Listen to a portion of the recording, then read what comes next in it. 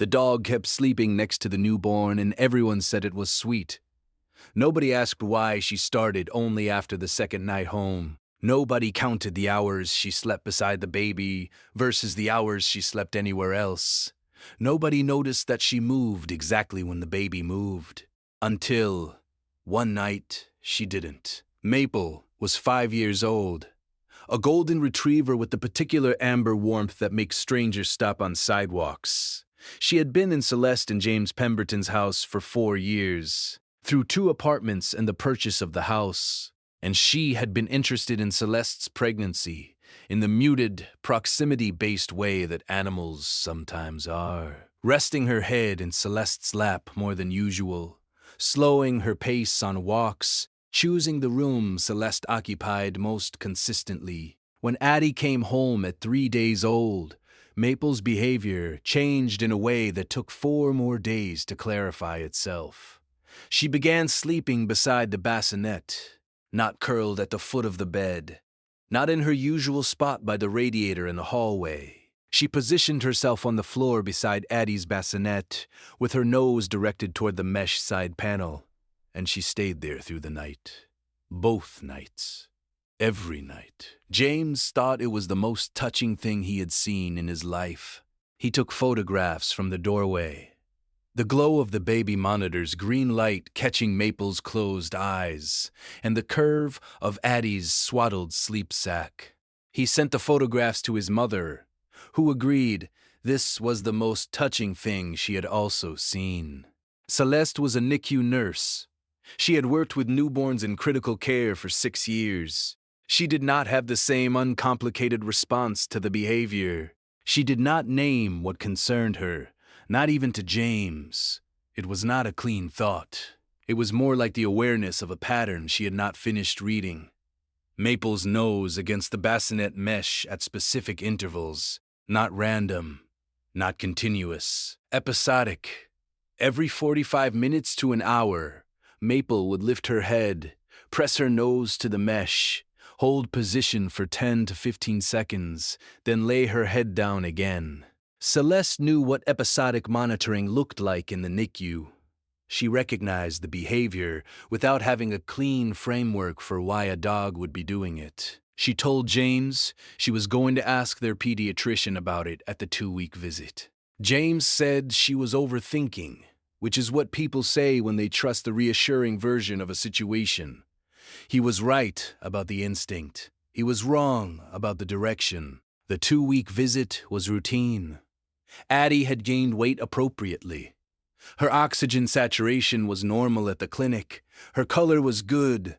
Her reflexes were appropriate. The pediatrician said the dog sleeping beside the bassinet was lovely and common, and the bonding instinct in dogs is real and documented.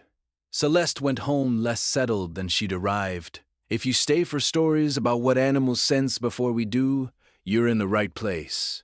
Subscribe so you don't miss the next one. The 14th night, Maple did not lift her head at 45 minutes. At 50 minutes, Celeste woke from a light sleep for no reason she could name. She looked at the monitor. Green. She looked at Maple. Maple was awake, head raised, nose pressed hard to the bassinet mesh. Not the gentle episodic check. Pressed. Held. Not moving.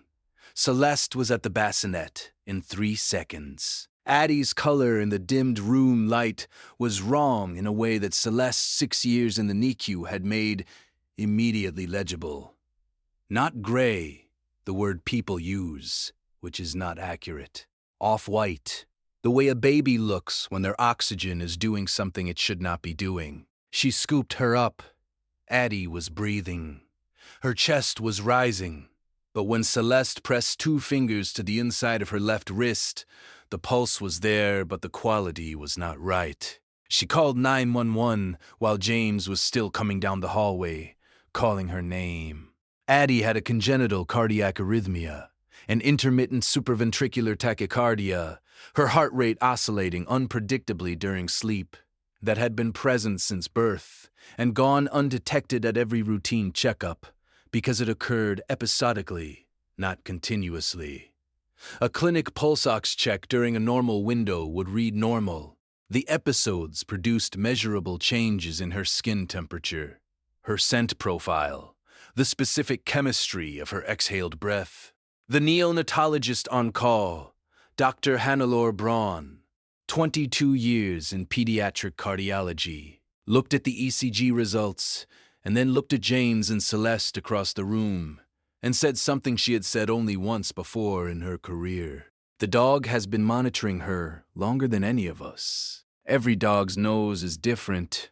Maple had 6 years of living beside Celeste's biosignature, her resting heart rate, her stress chemistry, her baseline smell in every context and season. When Addie came home, Maple began measuring the newborn against the closest reference point she had, the person she had monitored for 6 years. And the baby's chemistry, at those irregular intervals, was reading wrong. Has your dog ever done something that made no sense until it was the only thing that made sense? Tell us in the comments.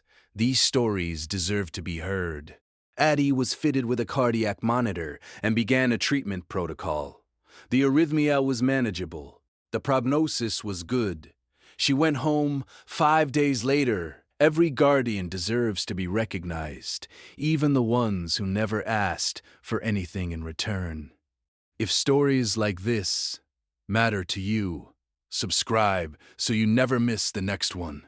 Maple was in her spot beside the bassinet before James had finished carrying Addie's car seat through the front door. Celeste sat on the floor next to her that night, not sleeping, watching Addie sleep, watching Maple's nose move at the mesh every hour, every single hour, every single night, the way it had moved since the beginning. She had been counting since before anyone knew there was something to count. The next story involves a dog who refused to let a toddler into the basement playroom for an entire week, and what was found inside the wall behind the toy bin has never fully left the family who discovered it.